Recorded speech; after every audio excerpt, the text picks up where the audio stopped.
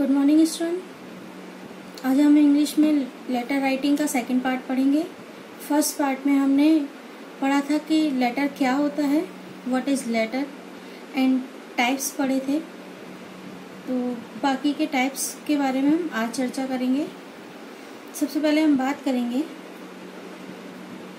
Notice letter की। इससे पहले हमने लेटर के टाइप पढ़े थे लास्ट वीडियो में। उसमें हमने पढ़ा था बेसिकली लेटर दो टाइप्स के होते हैं, फॉर्मल और इनफॉर्मल। फॉर्मल लेटर अगेन सब टाइप्स होंगे, जिसमें business letter, official letter, social letter, report letter, notice letter etcetera हमने बात की थी। तो आज हम बात करेंगे नोटिस लेटर की। Notice letter is a letter that is send to a person notify or informing him about any special topic। किसी स्पेशल टॉपिक पर किसी को कोई नोटिस देना हो या इन्फॉर्मेशन देनी हो, उसको हम नोटिस लेटर कहते हैं। नेक्स्ट बात करते हैं circular letter. A letter that circulate और अनाउंस द सेम इंफॉर्मेशन और message to a large number of people at a time is called a circular or a circular letter। एक बड़े large scale पर बहुत सारे पीपल्स को एक ही समय में जब कोई इंफॉर्मेशन देनी होती है, कोई अनाउंसमेंट करनी होती है, उसको सर्कुलर लेटर या सर्कुलर कहा जाता है। Announce of new product, change of business address, retirement और एडमिशन ऑफ पार्टनर एक्सेट्रा, इस तरह के लेटर्स सर्कुलर लेटर में आते हैं।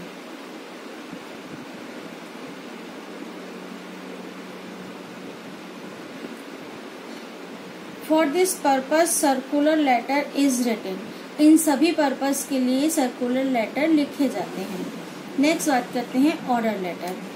जैसे किसी फर्म में, किसी कंपनी में ऑर्डर प्लेस किया जाता है, ऑर्डर दिया जाता है, कुछ सामान मंगाया जाता है, वो ऑर्डर लेटर होते हैं।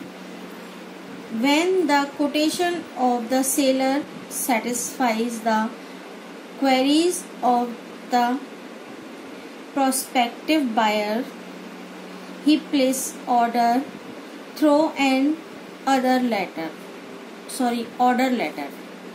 So after recording the quotation, the letter which the buyer writes to the supplier or seller requesting him to deliver the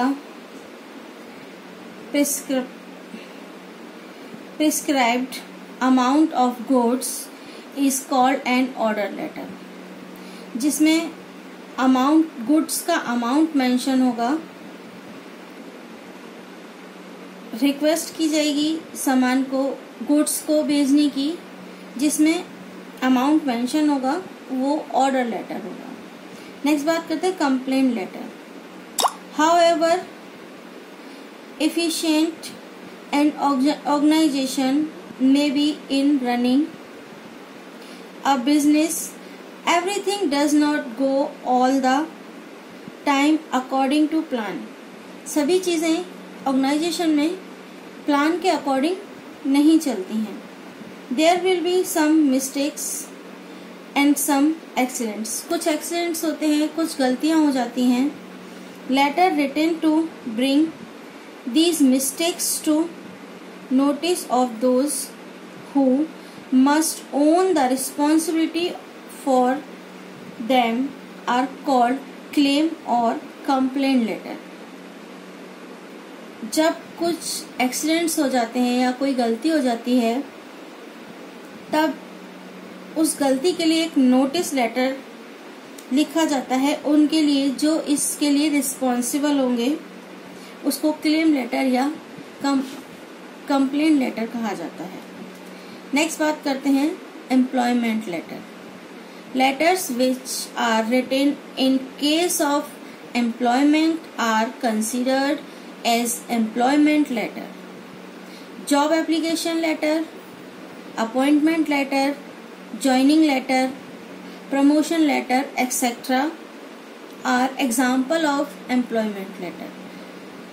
job के लिए एप्लीकेशन देनी हो, अपॉइंटमेंट लेटर हो या प्रमोशन लेटर हो, ज्वाइनिंग लेटर हो, ये सभी एम्प्लॉयमेंट लेटर्स के अंतर्गत आते हैं.